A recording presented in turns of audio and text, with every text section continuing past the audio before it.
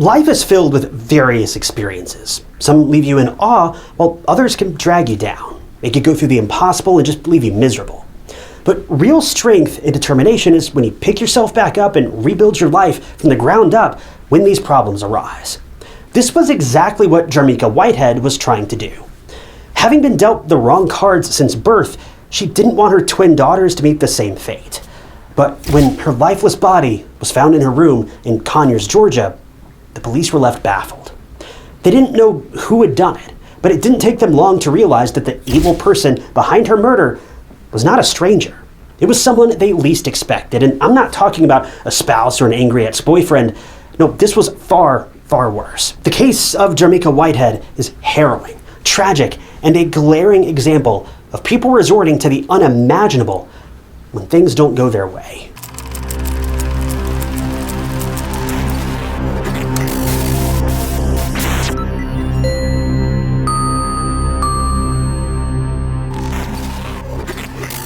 Welcome to True Crime Stories. I'm your host, Ty Knotts, and I post new true crime documentaries every single week. So if you like what you see, be sure to subscribe. It's totally free and just lets you know when I post new videos. Jarmecca Yvonne Whitehead, better known as Nikki, first opened her eyes on April 18th of 1975. But she wasn't born in a quiet and peaceful neighborhood, but rather a hospital prison. Her mother, Linda Whitehead, was pregnant and convicted of robbery and possession of illegal substances at the age of just 21. And after giving birth to Nikki, Linda obviously didn't raise a newborn in prison. So baby Nikki was handed over to Linda's mom, Della Frazier. And together they lived in Decatur, Georgia. So life was unusual for Nikki from the get-go. She didn't have a proper mother in her life. Her biological dad was not in the picture, and she was raised by her grandmother, who was 41 years old at the time that she was born. Growing up, Della defined Nikki as a difficult child. She was a firecracker, but unable to be properly disciplined. She was always up to something, but Nikki was smart and excelled in high school. But around the same time, Nikki started hanging out with the wrong crowd and started partying, breaking curfew, and even dabbling in illegal substances.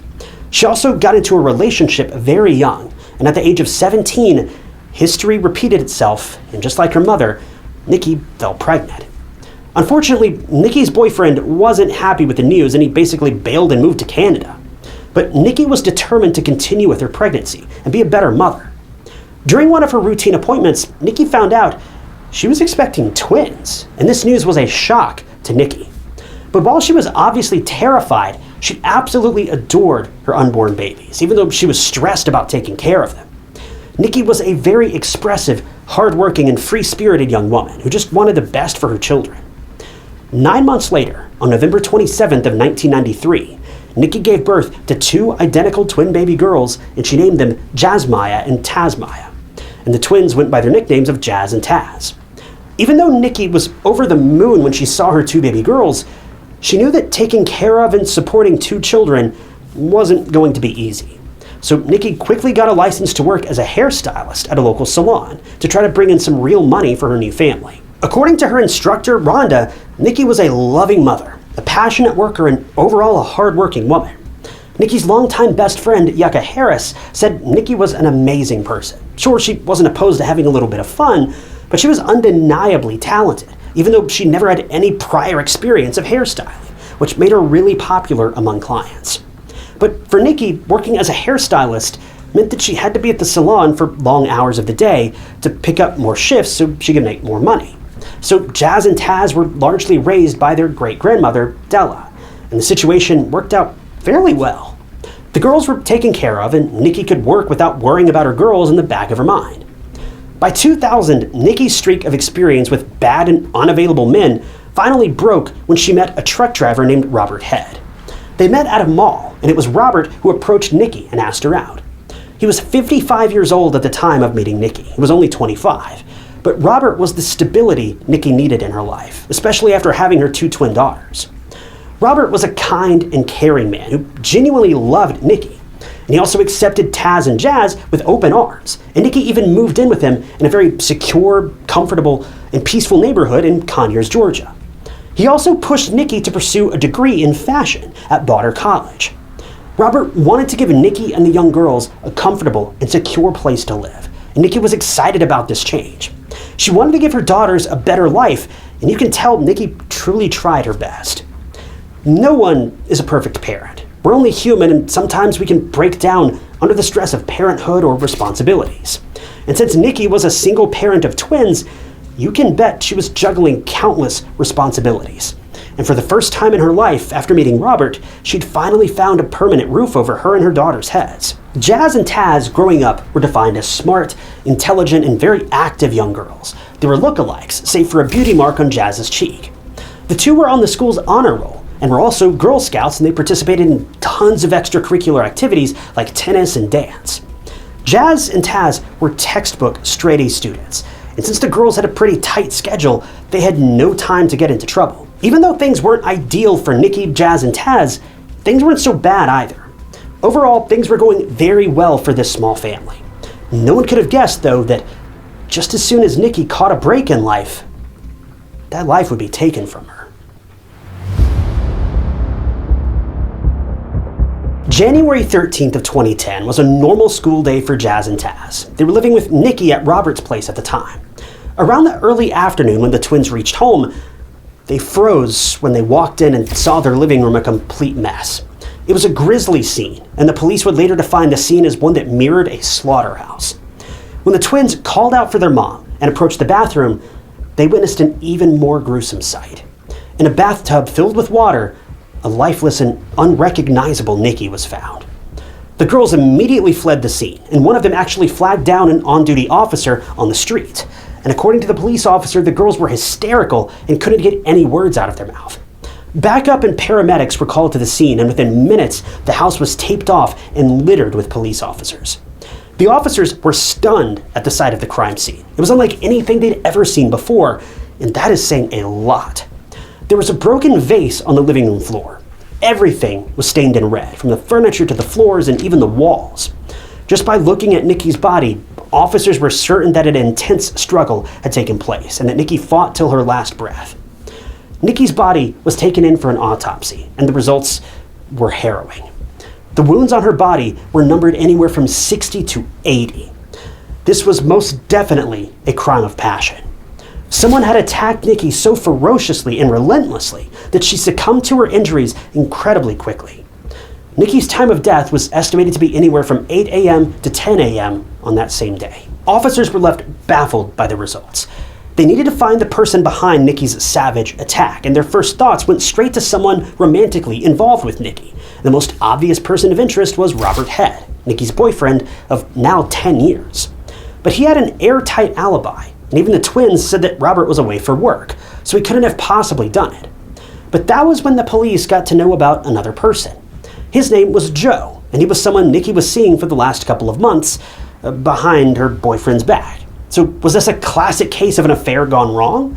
Did Robert find out about Joe and decide to get even with Nikki? Or was it Joe who was the murderer who couldn't bear the thought of sharing Nikki with someone else?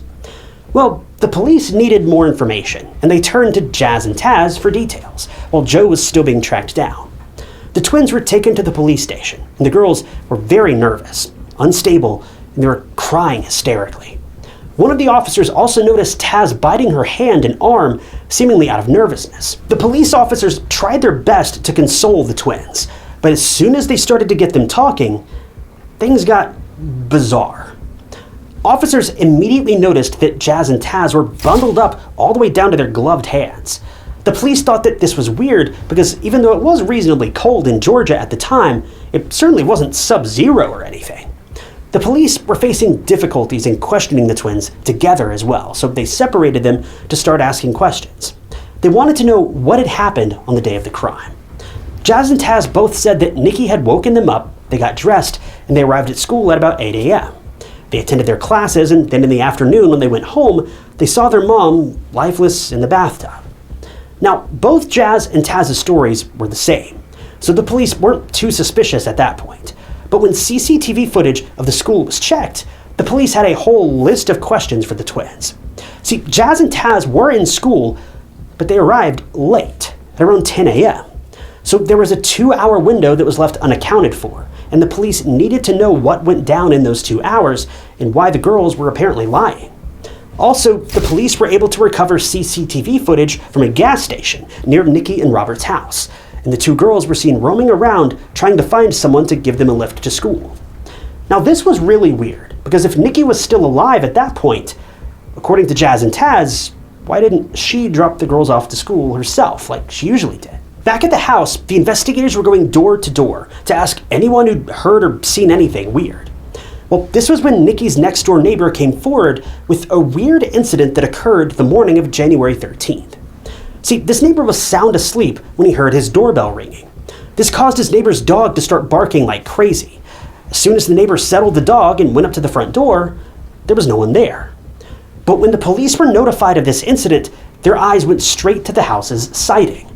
Located right next to the doorbell, it was smeared with red stains. When the stains were checked, it turned out that they were blood, and the DNA matched Nikki's.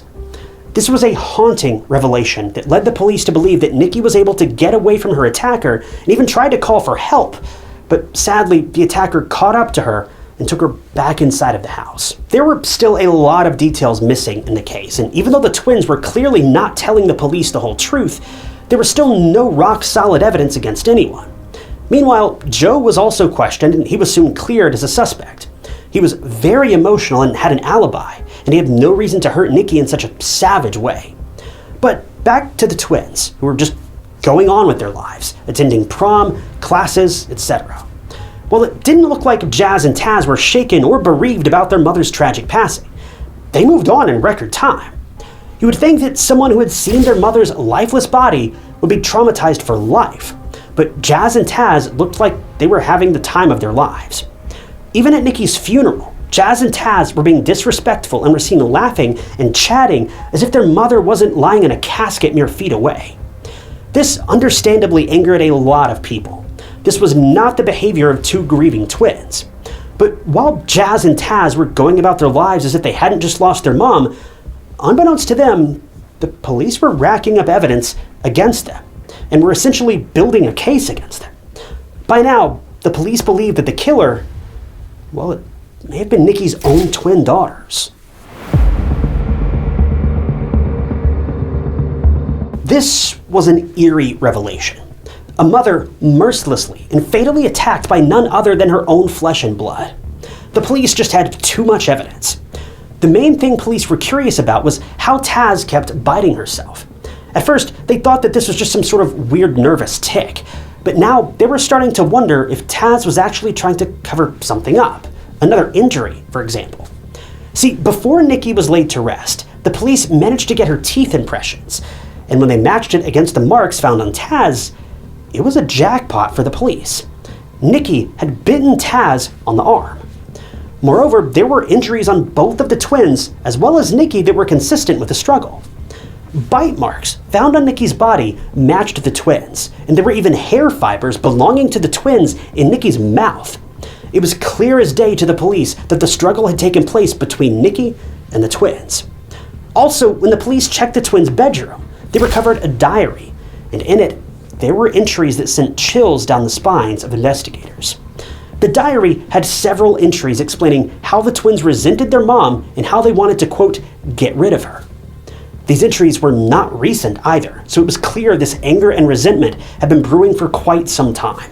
And it was all the proof the police needed to figure out that Nikki's murder was not only committed by the twins, but that it was premeditated. As for more physical and forensic evidence, the police also found red-stained clothes belonging to none other than Jazz and Taz in the washing machine. Boots containing large clumps of Nikki's hair were also found hidden in a box in the twins' wardrobe. By now, I'm sure you might think that the twins were behind Nikki's murder. But the growing question would be, why? How did Jazz and Taz go from being overachieving straight-A students to heartless murderers? Well, in the beginning of the story, I may have brushed over how Jazz and Taz were living with Della, their great-grandmother. While Nikki was working crazy hours at the salon to make ends meet, this is how the girls lived. Well, the problem started right after Nikki met Robert. Now, Jazz and Taz lived in Decatur with Della, whereas Robert lived in Conyers, which was a decent drive away. But ever since Robert and Nikki had started dating, she'd spend a lot of time with him, and not with her girls. Since Della was over 60 years old, she couldn't keep a close eye on the twins as much as she would have liked to. So the girls felt like they were basically abandoned and pushed off on their great-grandmother. Now initially, everything was going well, and Robert even took Jazz and Taz out on trips, tightening the bond with them as a father figure. But as the twins reached adolescent years, they got their first taste of freedom and living life more recklessly. Since Nikki was bouncing between Decatur and Conyers, and there would be weeks between when Nikki didn't make it out to see her daughters, Jazz and Taz had started to break curfew more often. That was the time when the twins noticed that no one was there watching them, and they now had grown out of control. Jazz and Taz both got into relationships with older boys, and they started to party, stay out late, and even spend many of their nights outside of the home. And there was only so much that Della could do to stop them. The twins knew that Nikki was away at Robert's, so if Della wasn't keeping an eye on them, they were free to do whatever they wanted. They enjoyed their life of freedom and not having to answer to anyone. Soon enough, Jazz and Taz started performing poorly in school, but it wasn't too long before Nikki got wind of this, and she wanted to stop her daughters from going down a dark, dangerous, and destructive path. But the twins started to rebel against their mom, who only wanted to see them succeed. This led to Nikki moving Jazz and Taz out of Decatur and into Conyers with her and Robert. It was safe to say that the girls were not happy with this change. Their days of freedom were over, and now they were under Nikki's surveillance. This caused anger, bitterness, and resentment to take root in the twins' hearts for their mom. Moving the twins away from Decatur proved to be anything but helpful. Jazz and Taz continuously threw tantrums, and at one point Nikki had to call the police because Jazz was nowhere to be found. She was supposed to be asleep, but she was found spending the night at her boyfriend's house, which Nikki did not appreciate at all. In Nikki's mind, she knew that the things Jazz and Taz were doing were not going to end well, and she just wanted to bring her daughters back on the right path. On the other hand, Jazz and Taz thought that Nikki's behavior towards them was unreasonable. The twins knew all about their mother's wild days, so Nikki forbidding them from doing the same thing she did seemed hypocritical to them. They refused to believe that their mother had actually learned from her mistakes and was trying to pass this wisdom on. Instead, they chose to believe that their mother was simply trying to be the fun police. This would lead to a lot of heated arguments between the mother and the twins, and unfortunately the twins always ended up with the upper hand. Nikki's friends and even Robert said that they were afraid of her daughters because the girls were getting violent as the days passed by. Physical fights were breaking out between Nikki and the twins. At one point in January of 2008, the police had to be called twice because the twins had tackled Nikki to the floor and injured her severely, whereas the girls were unharmed, even though the girls blamed Nikki for being violent. Well, it didn't take long for the police to realize that the twins were the violent ones, and they were eventually taken to a juvenile detention facility. During their court hearing, the judge granted custody of the twins to their great-grandmother, Della, and the girls finally got what they wanted. Now, what was even more devastating was that even though Nikki was repeatedly attacked by her daughters, she still wanted things to work out between them. The court ordered therapy and counseling for both Nikki and the twins, but it wasn't going anywhere. During that time, Nikki also reconnected with her mom, Linda, and they tried to mend their relationship too. Even though the girls were back with Della and they were free to do whatever they wanted, it wasn't long until the juvenile court judge decided that since Della was no longer able to properly look after the twins because of her age, well, custody was handed back to Nikki. The twins were 16 years old at this time, and they were not happy with this decision. They were so angry that they both threw a fit in the courthouse. It was so loud and chaotic that people from other offices got startled and had to come see what was causing the commotion. Someone even heard Jazz shouting, "If I have to live with you again, I will kill you." Seeing this, the judge granted a 2-week trial stay with Nikki to see how that went. Nikki was happy with the decision, and she wanted to mend her relationship with her daughters. Even though Nikki admitted that she wasn't a perfect mother and she was absent from their early lives, it didn't stop her from trying to form a better relationship with them, and all she wanted was a better life for her kids. After the hearing, Nikki went home and threw Jazz and Taz a surprise welcome home party, but the twins weren't having any of it. One of the twins locked herself in her room, whereas the other just walked out the front door, not returning after a long time had passed. The twins' hostility intensified even more, and this terrified Nikki, so much so that she had to get a door lock for her bedroom because the twins were that volatile and unpredictable. With all this information now coming out, the police knew for sure that the twins were the ones responsible for their mother's murder. Jazz and Taz didn't want to be dictated on their lives. They wanted to live wildly and freely, and they were not about to get Nikki, their mom, to come in and trample all over their freedom. All the police wanted to know now was what had happened on that fateful day of January 13th. 4 months after the dreadful attack on Nikki that resulted in her demise, 16-year-old Jazz and Taz were arrested and officially charged by May of 2010. What was so interesting was the complete change of the twins' behavior. They were initially very stable, sweet, and almost childlike, and once they were being treated like the main suspects in their mom's murder, their demeanors changed to cold, dismissive, and uncooperative. Their true colors had finally come out. Initially, the twins were stubborn and they pleaded not guilty. The preparations for a trial were underway, and it took 4 years for the defense and prosecution to comb through all of the evidence and build their respective cases. They were going to be tried as adults, even though they were 16 years old, and they were even placed in different correctional facilities. But in January of 2014, Taz was the first one to take a plea deal offered by the prosecution. Taz agreed to plead guilty to voluntary manslaughter, and a month after that, Jazz followed suit. Part of the plea deal was that Jazz and Taz had to agree to a videotaped confession in which they detailed what they had done to their mom on that fateful day of January 13th. And finally, 4 years following the attack, police and everyone got to know about how Nikki was attacked.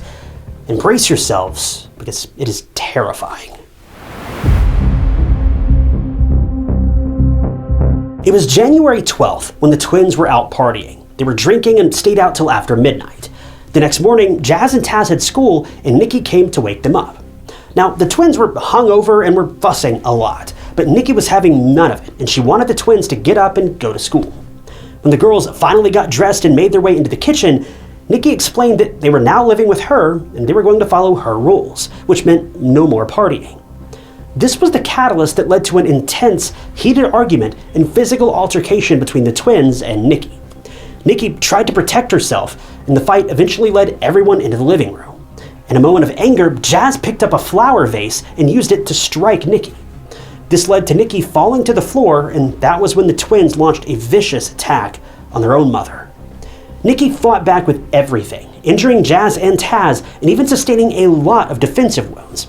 At one point, Nikki even managed to flee the house and rang her neighbor's doorbell for help, but Jazz and Taz were close behind her, and they dragged Nikki back into the house where they proceeded to attack her almost 80 times, which is just unbelievable.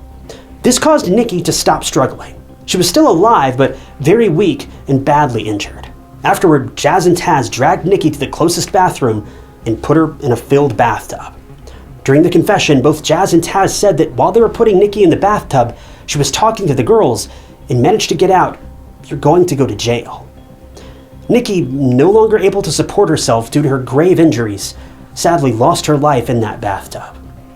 After the abhorrent attack on Nikki, Jazz and Taz tried their best to clean up the crime scene, but they eventually gave up, changed their clothes, took the myriad of weapons, including a knife, a kitchen pot, and a medal, along with Nikki's phone and purse, and put it all in plastic bags.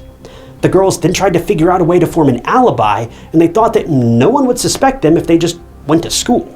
So they got dressed and got a lift from the gas station to the school. It's so eerie and unsettling to see how unaffected Jazz and Taz were at the school. They were walking to class as if they hadn't just taken someone's life, and before long they just moved on, like the whole thing never even happened. After the confession, the court went over the plea deals, and finally, it was time to sentence these violent killer twins. In January of 2014, Taz was sentenced to 30 years in prison, and a month later, Jazz was given the same sentence. They were both eligible for parole in 2017, but they're still in prison today. As of October of 2024, Taz has a tentative parole month of March of 2026, whereas for Jazz is September of 2027. Jazz is incarcerated at the Pulaski State Prison, and Taz is imprisoned at the Arundel State Prison. While in prison, Jazz and Taz graduated high school. And you won't believe it, but Della was there to support her great-granddaughters. This case was so unsettling. I think it's very easy to forget that Jazz and Taz were only 16 when they committed this horrific crime and drove their mother straight into the hands of death. Linda, who was on the cusp of mending her relationship with Nikki, lost her daughter as well as her granddaughters forever. Even though years have passed, Linda still can't get over the fact that her daughter is now gone, and her granddaughters are responsible for this loss. It's such a conflicting, frustrating, and heartbreaking feeling, and it just doesn't make any sense. Even though parents aren't perfect and they can make mistakes, it doesn't give kids free rein to just do whatever they want. Jazz and Taz were not adults, but they wanted to live like adults. Nikki was not a perfect mother, but it doesn't justify murder, whatever the case may be. This is a sad case where everything went wrong and the outcome was horrendous through and through. I can't imagine what Linda and Della must be going through, but I just hope that somehow these kids were able to turn their lives around in prison and actually learn from their awful mistakes. Because if they didn't, well, I don't want to think about what may happen once they're paroled.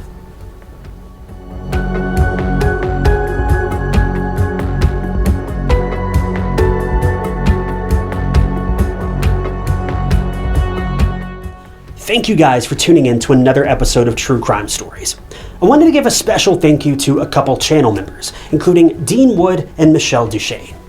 If you also want to become a member of the channel, you'll gain access to new videos sometimes days or weeks before they're uploaded to the public, and it is a great way to support the channel and help out. And I appreciate all of you that have decided to do that. So if you want to join, you can click that big join button below the video, or find the link down in the description. And don't forget, True Crime Stories t-shirts are also now available. You can grab one of those from the link down in the description as well. But as always, if you enjoyed this video, check out this other interesting case I covered, and don't forget to subscribe. It's totally free and just keeps you up to date with all my future videos. But my name is Ty Knotts, and I'll catch you guys in the next video.